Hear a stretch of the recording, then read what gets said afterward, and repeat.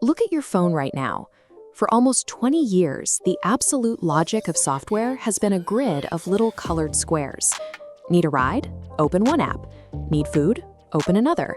By the time you sit down to do your actual job, you are opening 10 different apps, logging into 12 systems, and copying and pasting between 5 different tabs. We spend our days acting like human adapter cables between pieces of software that were never designed to actually think together. That model made sense when software was rigid. A computer could do exactly what you told it, but it couldn't handle ambiguity or understand intent. The user had to translate context across all those application boundaries. The arrival of large language models changed the math. Because these systems can now reason through a sequence of steps, they can read, plan, search, and click independently. We are moving away from manual tool use toward delegating entire outcomes. A chatbot gives a single answer, but an agent takes a goal, reasons about steps, uses tools, and loops until complete. Imagine booking a trip.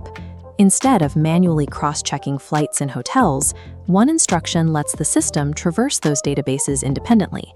You tell it to find the best round-trip flight to Austin under $500, compare the baggage rules, hold the best option, and draft the itinerary in the background. Because the system operates in a continuous loop, it can inspect the consequences of its own actions. If a link is broken or a flight sells out, it adjusts the plan and tries again without needing you to intervene. When you connect all these pieces, the web browser stops acting as a passive viewing window. It turns into an active work surface for task delegation. Once users can simply say what outcome they want, fewer of them will care which exact app achieved it. The orchestration layer delivers the result, making individual websites and applications abstracted. This dynamic gets even more intense when we look at the modern office. Right now, daily enterprise work is mostly coordination theater. You have to pull the notes from last Friday's meeting, cross-reference them against customer objections in the CRM, and draft a one-page briefing for tomorrow's call. An agentic system collapses that fragmented multi-app sequence into a single chain of intent. You just tell the system to figure out what changed in the project and draft an update for leadership. Enterprise applications like CRMs or calendars do not evaporate in this model. Instead, they get demoted. They become specialized back-end execution environments that the agent calls upon. In the app era, you entered the software. In the agent era, the software comes out to meet you.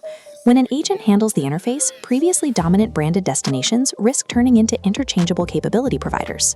As these systems can already collapse the app grid, you might wonder why they aren't running the entire internet today.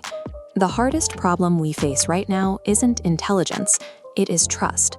The barrier to widespread adoption is whether we can verify the system, bound its permissions, and guarantee its safety. Deploying an agent in an enterprise means introducing an overprivileged, semi-autonomous digital employee. If it misunderstands a constraint, it can execute massive errors at machine speed. This diagram illustrates one of the most critical vulnerabilities, prompt injection.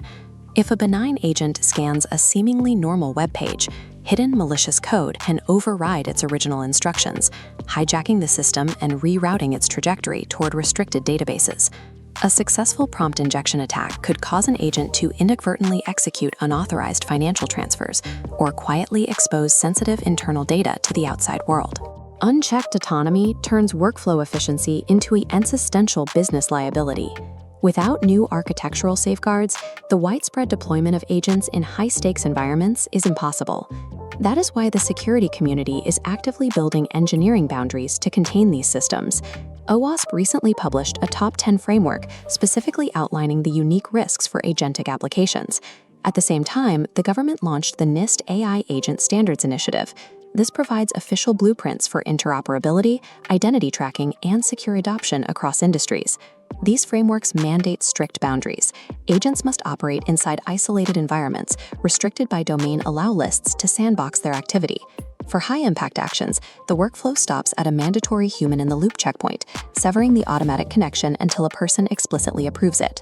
Together, these compliance and security frameworks provide the foundational engineering required to make a delegated internet economically viable.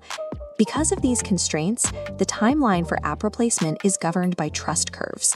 The speed of adoption is dictated entirely by risk tolerance, not just software capability. Low-risk workflows like research, scheduling, and comparison shopping are moving first. High-risk, highly regulated workflows like healthcare processing and financial payments will follow much later.